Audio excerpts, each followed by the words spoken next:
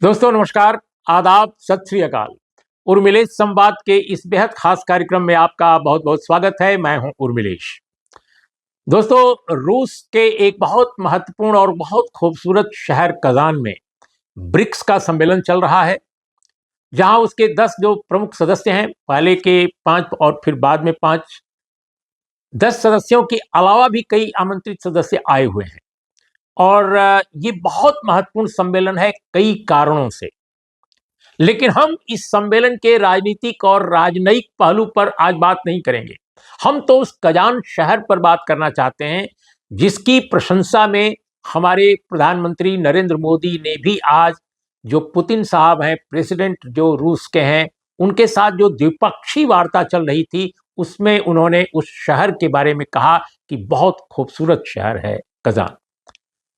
दोस्तों, 2-3 दिन से मैं जब से कजान का नाम सुना कि वहां पर ब्रिक्स की इस बार बैठक है, तब से मैं बचपन में, खासकर कॉलेज डेज और यूनिवर्सिटी डेज में, कजान के बारे में पढ़ी गई या उसका नाम जो आता था उपन्यासों में, कई बड़े उपन्यासकारों के संस्मरणों में, उनके गद्य लेखन में, वो मुझे अचानक याद आने लगा कि ये शहर का नाम तो मैंने सुना है।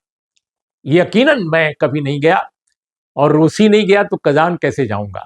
लेकिन कजान का नाम तो सुनते ही मतलब मुझे वो बचपन की, छात्र जीवन की वो यादें आ गई, जो मैंने कहीं इस नाम को मैंने पढ़ा था। मैं दोस्तों रशियन स्टडीज का भी कोई छात्र नहीं रहा, रशियन भाषा का भी नहीं रहा, लेकिन रूसी उपन्यास मैंने खूब पढ़े हैं बचपन में। और कजान का नाम उसी समय हमारे हम पहली बार कजान के नाम से वाकिफ तभी मैं हुआ। दोस्तों, बड़ी दिलचस्प बात आपको बताऊं, आज वहां पर व्लादिमीर पुतिन साहब हैं, जो उस देश के राष्ट्रपति हैं, हमारे देश के प्रधानमंत्री हैं नरेंद्र मोदी। इसके अलावा दुनिया भर के बड़ी ताकतवर हस्तियां वहां पर हैं। ईरान से लेकर ब्राजील तक, साउथ अफ्रीका से लेकर और तमाम मुल्कों के लोग वहां हैं। दुनिया भी नजर उस पर डाली हुई है, दुनिया की भी नजर है। अमेरिका से लेकर के और फ्रांस और जर्मनी, तमाम बड़े देशों की भी नजर है कि ब्रिक्स में क्या होने जा रहा है, ब्रिक्स में किन किन बातों पर चर्चा हो रही है। तो समूची दुनिया की नजर ब्रिक्स पर है। लेकिन दोस्तों, जरूर जो ब्रिक्स के नेता वहां पहुंचे हैं, उनको कजान शहर बहुत सुंदर लग रहा होगा। मैंने तो किताबों में पढ़ा है, मुझे बहुत सुंदर लगा था। और आपको बताऊं, इसलिए भी सुंदर लगा था, और आज भी इसलिए सुंदर लग रहा है बिना देखे, कि वो शहर मैक्सिम गोर्की का शहर, जहां गोर्की भी रहे, मैक्सिम गोर्की, टॉल्स्टॉय और लेनिन, व्लादिमीर लेनिन, वह भी उस शहर में रहे। यकीनन बहुत लंबा प्रवास लेनिन का नहीं था, लेकिन वो बाकायदा कजान का जो यूनिवर्सिटी थी, फेडरल यूनिवर्सिटी, उसके वो छात्र रहे। उनके बड़े भाई भी वहां के छात्र रहे। और दोस्तों, आपको मैं बताऊं कि लेनिन साहब जब वहां छात्र थे, तो उनको एक्सपेल कर दिया गया था यूनिवर्सिटी से, क्योंकि वो जारशाही के खिलाफ थे। और जारशाही के खिलाफ, तानाशाही के खिलाफ आंदोलनों की अगुवाई करते हुए छात्रों की, उनको उनको एक तरह से उन पर नजर डाली गई, उन पर यूनिवर्सिटी अथॉरिटीज ने, सरकार ने दबिश डाली, और इस तरह से उनको एक्सपेल कर दिया गया यूनिवर्सिटी से। फिर वो सेंट पीटर्सबर्ग चले गए। और आपको मैं बताऊं, बड़ी दिलचस्प बात, कि व्लादिमीर इलीच उलियानोव लेनिन, ये एक्सपेल्ड छात्र के नाम पर उस विश्वविद्यालय का नामकरण भी हुआ बाद के दिनों में, बहुत बाद के दिनों में। तो यह भी एक इतिहास की अद्भुत घटना है। दूसरी बात दोस्तों, कि 1925 में ये ये नामकरण हुआ था लेनिन के नाम पर। और एक 1804 में ये बनी थी यूनिवर्सिटी, स्थापित हुई थी 1804 में, यानी तकरीबन ये 200 साल से भी ज्यादा पुरानी यूनिवर्सिटी है साहब। और 4,400 इसमें शिक्षक और 50,000 से ज्यादा छात्र हैं।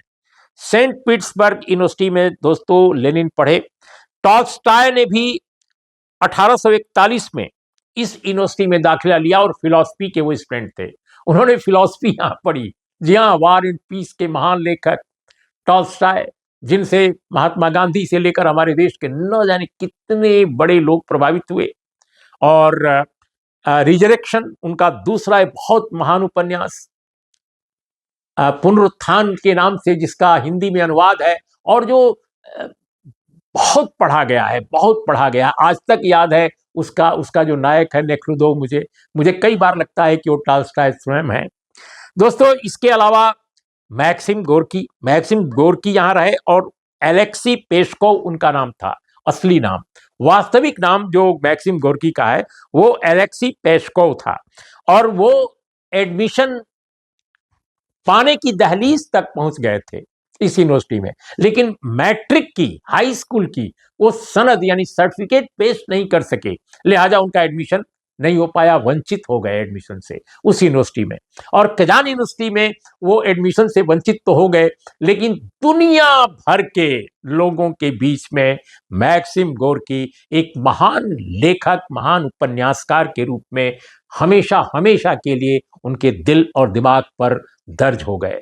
और मैक्सिम गोर्की पर कितनी यूनिवर्सिटीज में कितने पीएचडी किए होंगे लोग, इसका कोई ठिकाना नहीं है दोस्तों, लेकिन उनका एडमिशन इस यूनिवर्सिटी में नहीं हो सका। तो कितनी अद्भुत कहानी है। और दोस्तों, मुझे जो याद आती है कि गोर्की ने भी इस शहर का जिक्र किया है अपने अपने अपने लेखन में। और वोल्गा और जो कजान का, इन दोनों नदियों के बीच का ये शहर जो है, बीच में बसा शहर, इसकी जो ब्यूटी है, इसकी तो अनेक लेखकों ने चर्चा की है अपने लेखन में। और रूस में शायद ही कोई बड़ा साहित्यकार हो जिसने कजान का जिक्र न किया हो किसी न किसी रूप में।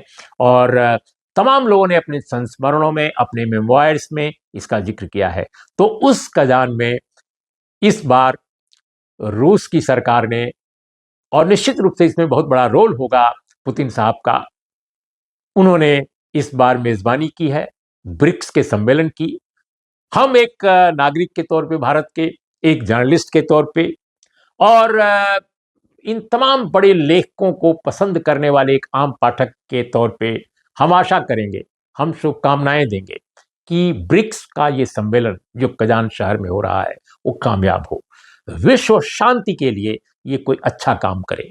और दुनिया में जो इस वक्त युद्ध का साया पूरी दुनिया पर मंडरा रहा है, और एशिया के एक हल्के में तो इतना बुरा हाल है कि जिसकी कल्पना नहीं की जा सकती है, तो मैं तो यही कहूँगा कि यह शांति, सद्भाव, विकास, प्रगति और भाईचारा, इसके लिए याद किया जाए ब्रिक्स का ये सम्मेलन, और सभी देश जो इसमें भाग ले रहे हैं वो कंट्रीब्यूट करें।